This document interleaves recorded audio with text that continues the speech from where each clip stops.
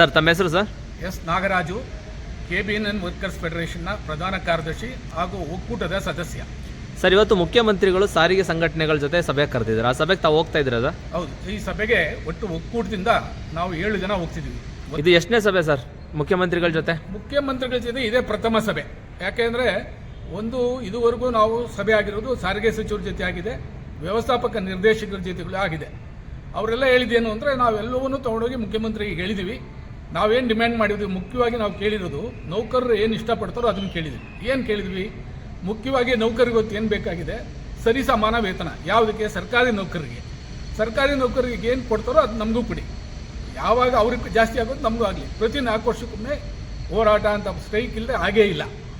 ಆ ವ್ಯವಸ್ಥೆ ಬೇಡ ಅನ್ನೋದು ನೌಕರರ ಅಭಿಪ್ರಾಯ. ಆ ಅಭಿಪ್ರಾಯವನ್ನು ನಾವು ಸರ್ಕಾರಕ್ಕೆ ತಿಳಿಸಿದ್ದೀವಿ.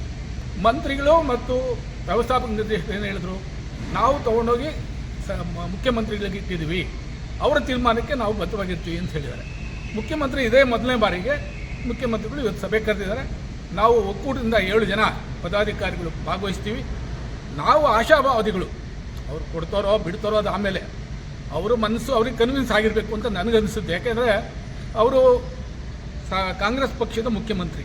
ಕಾಂಗ್ರೆಸ್ ಪಕ್ಷದ ಪ್ರಣಾಳಿಕೆಯಲ್ಲಿ ಏನು ಹೇಳಿದ್ದಾರೆ, ಸರ್ಕಾರಿ ನೌಕರಿಗೆ ಏನು ನೌಕರಿಗೆ ಸಂಬಳ ಕೊಡ್ತೀವೋ ಆ ಸಮಾನ ವೇತನ ಸಾರಿಗೆ ನೌಕರಿಗೂ ಕೊಡ್ತೀವಿ ಅನ್ನೋ ಒಂದು ಆಶ್ವಾಸನೆ ಕೊಟ್ಟಿದ್ದಾರೆ.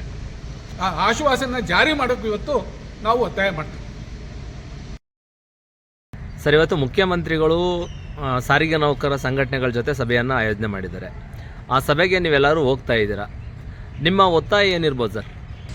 ಒಂದು ಈ ಸಂದರ್ಭದಲ್ಲಿ ನಾನು ಹೇಳಕ್ಕೆ ಇಚ್ಛೆಪಡೋದು ಏನಂದರೆ, ಸಾರಿಗೆ ಮಂತ್ರಿಗಳು ನಮ್ಮ ಹತ್ರ ಅನೇಕ ಬಾರಿ ಹೇಳಿದ್ದಾರೆ, ಈ ಬಜೆಟ್ ಆದಮೇಲೆ ನಾವು ಮುಖ್ಯಮಂತ್ರಿಗಳನ್ನ ಭೇಟಿ ಮಾಡ್ತೀನಿ, ಸಿದ್ದರಾಮಯ್ಯನವ್ರಿಗೆ ನಾನು ಕನ್ವಿನ್ಸ್ ಮಾಡ್ತೀನಿ ಅಂತ ಹೇಳಿದ್ದಾರೆ. ಆ ದಿಕ್ಕಲ್ಲಿ ಯೋಚನೆ ಮಾಡೋದಾದರೆ ಬಹುಶಃ ಅವರು ಪ್ರಯತ್ನ ಮಾಡಿ ಅವ್ರಿಗೆ ಕನ್ವಿನ್ಸ್ ಮಾಡಿದ್ದಾರೆ ಅಂತ ನನಗನ್ಸುತ್ತೆ. ಮಾಡಿ ಸಾರಿಗೆ ನೌಕರರಿಗೆ ಇಡೀ 1,10,000 ಜನ ನೌಕರರಿಗೆ ಒಂದು ಒಳ್ಳೆಯ ಸಿಹಿ ಸುದ್ದಿನ ಕೊಡುವಂಥ ಸಾಧ್ಯತೆಗಳು ಇದೆ ಅಂತ ನಾನು ಅಂದ್ಕೊಂಡಿದ್ದೀನಿ. ಹಾಗೆ ಮಾಡ್ತೀರಾ ಅಂತ ತಿಳ್ಕೊಂಡಿದ್ದೀನಿ. ಆ ಆಶಾಭಾವನೆಯಲ್ಲಿ ನಾವು ಬಂದಿದ್ದೀವಿ. ಇದಕ್ಕೆ ನಿರುತ್ಸಾಹ ಕೊಡದೆ ಒಂದು ಉತ್ಸಾಹದಿಂದ ಮಾಡಿ ಒಂದು ಇಡೀ ಸಾರಿಗೆ ಸಂಸ್ಥೆಗೆ ಒಂದು ನ್ಯಾಯ ಕೊಡ್ತಾರೆ ಅಂತ ಈ ಸಂದರ್ಭದಲ್ಲಿ ನಾನು ಅಂದ್ಕೊಂಡಿದ್ದೀನಿ. ಇದಕ್ಕೆ ಅವಕಾಶ ಮಾಡ್ತಾರೆ ಅಂತ ಒಂದು ಉತ್ತಮವಾದಂಥ ಭರವಸೆ ಇಟ್ಕೊಂಡು ನಾವೆಲ್ಲ ಬಂದಿದ್ದೀವಿ. ನಮಸ್ತೆ, ತಮ್ಮ ಹೆಸರು ಸರ್? ಜೀವನ್ ಮಾರ್ಟಿಸ್, ರಾಜ್ಯಾಧ್ಯಕ್ಷರು KSRTC ನಾಲ್ಕು ನಿಗಮಗಳ ವಿಕಲಚೇತನ ನೌಕರರ ಸಂಘ, ಬೆಂಗಳೂರು. ನಾನು ಇವತ್ತು ಮುಖ್ಯಮಂತ್ರಿಗಳ ಸಭೆಗೆ ಒಕ್ಕೂಟದ ವತಿಯಿಂದ ನಮ್ಮ ಸಂಘಟನೆಯವರು ಕೂಡ ಬೆಂಬಲ ಕೊಟ್ಟಿರುವುದರಿಂದ ಭಾಗವಹಿಸಲು ಬಂದಿದ್ದೇನೆ. ಇವತ್ತು ತುಂಬ ಒಂದು ಭರವಸೆಯನ್ನು ಇಟ್ಕೊಂಡಿದ್ದೀವಿ. ನಮ್ಮ ಮುಖ್ಯಮಂತ್ರಿಯವರು ನುಡಿದಂತೆ ನಡೆಯುವ ಮುಖ್ಯಮಂತ್ರಿ ಆಗಿರುವುದರಿಂದ ಅವರ ಸರ್ಕಾರದ ಚುನಾವಣಾ ಪೂರ್ವ ಪ್ರಣಾಳಿಕೆಯಲ್ಲಿ ನಮಗೆ ನೀಡಿದ ಭರವಸೆಯಂತೆ ಸರಿಸಮಾನ ವೇತನ ಆಯೋಗದ ಮಾದರಿಯಲ್ಲಿ ನೀಡುವ ಬಗ್ಗೆ ನಮಗೆ ಒಂದು ಇವತ್ತು ಮಹತ್ವದ ಭರವಸೆ ಇದೆ. ಎಲ್ಲರೂ ಇವತ್ತು ಬಂದಿದ್ದೀವಿ. ಒಂದು ಒಳ್ಳೆಯ ಶುಭ ಸುದ್ದಿ ನಮಗೆ ಮುಖ್ಯಮಂತ್ರಿಯವರು ನೀಡುತ್ತಾರೆ ಎಂಬ ಭರವಸೆ ಇದೆ. ಎಲ್ಲರಿಗೂ ಒಳ್ಳೆಯದಾಗಲಿ. ಎಲ್ಲ ಅಧಿಕಾರಿ ಸಿಬ್ಬಂದಿಗಳಿಗೆ ಇವತ್ತಿನ ದಿನ ಒಂದು ಮಹತ್ವದ ದಿನ ಆಗಲಿ ಎಂದು ನಾವು ಬಯಸುತ್ತೇವೆ. ತಮ್ಮ ಹೆಸರು ಸರ್? ನಮಸ್ತೆ ಸರ್, ನನ್ನ ಹೆಸರು AV ಮೋರಶೆಟ್ಟಿ, ಅಖಂಡ ಕರ್ನಾಟಕ ರಾಜ್ಯ ರಸ್ತೆ ಸಾರಿಗೆ ಕಾರ್ಮಿಕ ಮಹಾಮಂಡಳಿ INTUC ಪ್ರಧಾನ ಕಾರ್ಯದರ್ಶಿ. ಇವತ್ತು ಮಾನ್ಯ ಮುಖ್ಯಮಂತ್ರಿಗಳು ಸಾರಿಗೆ ಸಂಘಟನೆಗಳ ಜೊತೆ ಸಭೆ ಕರೆದಿದ್ದಾರೆ. ಆ ಸಭೆಗೆ ತಾವು ಹೋಗ್ತಾ ಇದ್ದೀರಾ ಸರ್? ಹೋಗ್ತಾ ಇದ್ದೀವಿ ಸರ್. ಏನಿದೆ ಸರ್ ವಿಷಯ ಇವತ್ತಿನ ಸಭೆ? ವಿಷಯ ಇಷ್ಟಿದೆ, ಏನು ನಮ್ಮ ಕಾಂಗ್ರೆಸ್ ಸರ್ಕಾರ ಭರವಸೆಯನ್ನು ಕೊಟ್ಟಿದ್ದು ಸಾರಿಗೆ ಸಂಸ್ಥೆ ಕಾರ್ಮಿಕರಿಗೆ ಪ್ರಣಾಳಿಕೆಯಲ್ಲಿ ಸರ್ಕಾರಿ ನೌಕರರ ಸಮಾನ ವೇತನ ನಾವು ಮಾಡ್ತೀವಿ ಅಂತಕ್ಕಂಥ ಒಂದು ಮಾತನ್ನು ಭರವಸೆ ಕೊಟ್ಟಿದ್ದರು. ನಾವು ಅಧಿಕಾರಕ್ಕೆ ಬಂದರೆ ಪ್ರಣಾಳಿಕೆಯಲ್ಲಿ ಹಾಂ ಸರ್, ಅದನ್ನೇ ನಾವು ಕೇಳೋದು. ಎರಡೆರಡು ಇವರು ತೊಂದರೆ ತಗೊಳ್ಳೋ ಬದಲು ಸರ್ಕಾರಿ ನೌಕರರಿಗೆ ಏನು ಕೊಡ್ತಾ ಇದ್ದಾರೆ ಕೊಟ್ಟರೆ ಮುಗಿದೋಯ್ತು. KMF ಕೊಡ್ತಾ ಇದ್ದಾರಲ್ಲ ಆ ಥರ ಕೊಟ್ಬಿಟ್ರೆ ಮುಗಿದೋಯ್ತು. ಈ ಒಂದು ಜಂಜಾಟಗಳಿರಲ್ಲ, ಯಾವುದಿರಲ್ಲ, ಎಂತಿರಲ್ಲ. ಇದ್ರ ಬಗ್ಗೆ ಸಾರಿಗೆ ಮಂತ್ರಿಯವರು ಸಹಿತ ಹೇಳಿದರು. ನಾನು ಮುಖ್ಯಮಂತ್ರಿಯವ್ರ ಹತ್ರ ಮಾತಾಡ್ತೀನಿ, ಮನವೊಲಿಸ್ತೀನಿ ಅಂತಕ್ಕಂಥ ಮಾತನ್ನು ಸಹಿತ ಹೇಳಿದರು. ಅದರಂತೆ ಇವಾಗ ಮೊನ್ನೆ 5ನೇ ತಾರೀಕಿತ್ತು, ಅದು ಮುಂದೂಡಿತು. ಈಗ 15ಕ್ಕೆ ಇವತ್ತು ಕರೆದಿದ್ದಾರೆ. ಅವರಿಗೆ ತುಂಬ ಧನ್ಯವಾದ. ಮುಖ್ಯಮಂತ್ರಿ ಸಿದ್ದರಾಮಯ್ಯನವರಿಗೆ, ಮಾನ್ಯ DCM DK ಶಿವಕುಮಾರ್ರವರಿಗೆ, ಹಾಗೂ ನಮ್ಮ ಸಾರಿಗೆ ಮಂತ್ರಿ ಅಂತ ರಾಮಲಿಂಗಾರೆಡ್ಡಿ ಅವರಿಗೆ, ಹಾಗೂ ಅವರ ಸಚಿವ ಸಂಪುಟದ ಎಲ್ಲ ಸದಸ್ಯರಿಗೆ ಮತ್ತು ಕಾಂಗ್ರೆಸ್ ಪಕ್ಷಕ್ಕೂ ಸಹಿತ ನಮ್ಮ ಅಭಿನಂದನೆಗಳನ್ನು ನಾವು ತಿಳಿಸ್ತಾ ಇದ್ದೀವಿ. ಇವತ್ತು ಕರೆದಿರೋದಕ್ಕೋಸ್ಕರ. ಹಾಗೇನೆ ಅವ್ರು ಏನು ಹೇಳಿದ್ದಾರೆ ಅದರಂತೆ ನಡೆದುಬಿಟ್ಟು ನಮ್ಮದೇನು ಮೇಯ್ನು 4 ಇದೆ ಡಿಮ್ಯಾಂಡ್ಸು. ಒಂದು 7ನೇ ವೇತನ, 2ನೇದು 38 ತಿಂಗಳದ ಹರಿಯರ್ಸ್ ಬರಬೇಕಾಗಿದೆ ನಮ್ಮ ಕಾರ್ಮಿಕರಿಗೆ, 3ನೇದು ಚುನಾವಣೆ ಕಾರ್ಮಿಕ ಸಂಘಗಳು 30 ವರ್ಷದಿಂದ ಮಾಡಿಲ್ಲ, ಅದನ್ನು ಮಾಡಿ ಅಂತಕ್ಕಂಥ ವಿಚಾರವನ್ನು ನಾವು ಕೇಳ್ಕೊಂಡು ಬಂದಿದ್ದೀವಿ. ಅವರು ಆಶ್ವಾಸನೆ ಕೊಡ್ತಾ ಇದ್ದಾರೆ, ಮಾಡ್ತೀವಿ ಅಂತ ಹೇಳಿ. ಇದೇ ಸಾರಿಗೆ ಮಂತ್ರಿಗಳು ಸಹಿತ ಹೇಳಿದ್ರು ಮಾಡಿಸ್ಕೊಡ್ತೀವಿ ಅಂತ. ಮತ್ತು ಡಿಸ್ಮಿಸ್ ಆಗಿರ್ತಕ್ಕಂಥವ್ರಿಗೆ ಅವರ ಹಿಂದಲೇ ಯಾವುದು ಶಿಕ್ಷೆಗಳನ್ನ ರದ್ದು ಮಾಡಬೇಕು ಮತ್ತು ಅವರು ಯಾವ ಪೋಸ್ಟ್ನಲ್ಲಿದ್ದರೂ ಏಪ್ರಿಲ್ 6ನೇ ತಾರೀಕು ಅದಕ್ಕೆ ಬೆರಿಬ್ಯಾಕ್ ಮಾಡಬೇಕು ಅಂತಕ್ಕಂಥ ಒಂದು ಬೇಡಿಕೆ. ಅದು ಸತ್ಯವಾಗಲೂ ಅದು ಒಳ್ಳೆಯದೇ ಮಾಡಬೇಕಾಗಿದೆ. ಅದು ಒಂದು ಒಳ್ಳೆಯ ಒಂದು ಸಿಹಿ ಸುದ್ದಿ ಸಿಗ್ತದೆ ಅಂತಕ್ಕಂಥ ಒಂದು ಭರವಸೆಯಿಂದ ನಾವು ಇವತ್ತಿನ ಸಭೆಗೆ ಹೋಗ್ತಾ ಇದ್ದೀವಿ. ಖಂಡಿತ ಸಿಗುತ್ತೆ ಅಂತಕ್ಕಂಥ ಒಂದು ಆಶಾಭಾವನೆಯನ್ನು ಇಟ್ಕೊಳ್ಳಿ ಎಲ್ಲರೂ. ನಾವು ಇಟ್ಕೊಂಡಿದ್ದೀವಿ, ಎಲ್ರಿಗೂ ಒಳ್ಳೆಯದಾಗುತ್ತೆ. ತಮ್ಮ ಹೆಸರು ಸರ್?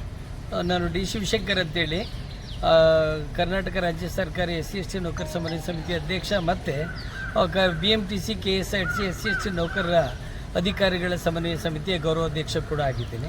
ಹಾಂ ಸರ್, ಇವತ್ತು ಮುಖ್ಯಮಂತ್ರಿಗಳ ಸಭೆಗೆ ತಾವು ಹೋಗ್ತಾ ಇದ್ದೀರಾ ಸರ್? ಹೌದು, ನಾವು ಕೂಡ ಹೋಗ್ತಾ ಇದ್ದೀವಿ ನಮ್ಮ ಚಂದ್ರಶೇಖರ್ ಅವ್ರ ಜೊತೆ. ಇವತ್ತು ಒಕ್ಕೂಟಕ್ಕೂ ಕೂಡ ಆಹ್ವಾನವನ್ನು ಮಾಡಿರುವಂಥ ಮುಖ್ಯಮಂತ್ರಿಗಳಿಗೆ ನಾನು ಅಭಿನಂದನೆಯನ್ನು ಸಲ್ಲಿಸ್ತಾ, ಇವತ್ತು ನೌಕರರ ಮೂಲಭೂತ ಬೇಡಿಕೆ ಏನಿದೆ, ಸಮಾನ ಕೆಲಸಕ್ಕೆ ಸಮಾನ ವೇತನ ಕೊಡುವಂಥದ್ದು, ನೌಕರ ಸಂಘ ಚುನಾವಣೆ ಆಗುವಂಥದ್ದು, ಇವೆಲ್ಲವೂ ಕೂಡ, ಮತ್ತು ಸಮಾನ ಕೆಲಸಕ್ಕೆ ಸಮಾನ ವೇತನ ಅನ್ನೋದನ್ನು ಈಗಾಗಲೇ ಕಾಂಗ್ರೆಸ್ ಪಕ್ಷ ಚುನಾವಣಾ ಪ್ರಣಾಳಿಕೆಯಲ್ಲಿ ಹಾಕಿತ್ತು. ಈಡೇರಿಸೋದೇನೋ ಆಶಾವಾದ ನಮಗಿದೆ. ಯಾಕೆಂದರೆ ಇವತ್ತು ರಾಷ್ಟ್ರದಲ್ಲಿ ಏನಾದರೂ ನುಡಿದಂತೆ ನಡೆಯುತ್ತಿರುವಂಥ ಸರ್ಕಾರ, ನೋವನ್ನು ಉಂಡಿರುವ ಸರ್ಕಾರ, ನೋವನ್ನು ಕಂಡಿರುವಂಥ ಸರ್ಕಾರ, ಮಾನವೀಯ ಮೌಲ್ಯಗಳ ಸರ್ಕಾರ ಇದ್ದರೆ ಸಿದ್ದರಾಮಯ್ಯನವ್ರ ಸರ್ಕಾರ ಆಗಿದೆ. ನನಗೆ ಆಶಾವಾದ ಇದೆ, ನಮ್ಮ KSRTC BMTC ಸಮಸ್ತ ನೌಕರರಿಗೆ ಈ ಸಭೆ ಮೂಲಕ ಸಿಹಿ ಸುದ್ದಿ ಬರುತ್ತೆ ಅಂತ ಹೇಳ್ತಾ ಇದೆ. ಯಾಕೆಂದರೆ ಇದು ಚಂದ್ರಶೇಖರ್ ಅವರ ನೇತೃತ್ವದಲ್ಲಿ ದಿಟ್ಟವಾಗಿ ಹೋರಾಟವನ್ನು ಆಗ್ತಾ ಇದೆ. ವೈಜ್ಞಾನಿಕವಾಗಿ ವೈಚಾರಿಕ ಹಿನ್ನೆಲೆಯಲ್ಲಿ ಹೋರಾಟ ಆಗ್ತಿದೆ. ಖಂಡಿತ ನೌಕರಿಗೆ ಒಂದು ಆಶಾವಾದ ಇರಲಿ, ಸಿಹಿ ಸುದ್ದಿ ಸಿಗುತ್ತೆ ಅಂತ ನಂಬಿಕೆನೂ ಇರಲಿ ಅಂತೇಳಿ ಮತ್ತೊಮ್ಮೆ ಮನೆ ಮುಖ್ಯಮಂತ್ರಿಗಳಲ್ಲೂ ಕೂಡ ನಾವು ವಿನಂತಿಯನ್ನು ಮಾಡ್ಕೊಳ್ತೀವಿ.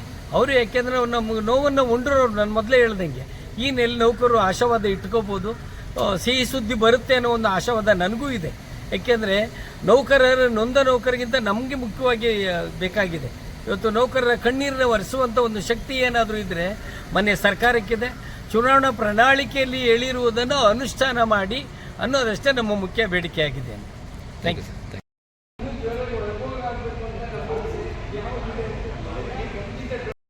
ಜೊತೆ ನಡೀತಾ ಇರ್ತಕ್ಕಂಥ ಮುಖ್ಯಮಂತ್ರಿಗಳ ಸಭೆಗೆ ಹೋಗ್ತಾ ಇದ್ದೀರಾ ಸರ್ ತಾವು? ಇವತ್ತೇನು CM ಜೊತೆ ನಡೆಯುವಂಥ ಮೀಟಿಂಗು ಸಭೆಗೆ ನಾನು ಹೋಗ್ತಾ ಇದ್ದೀನಿ.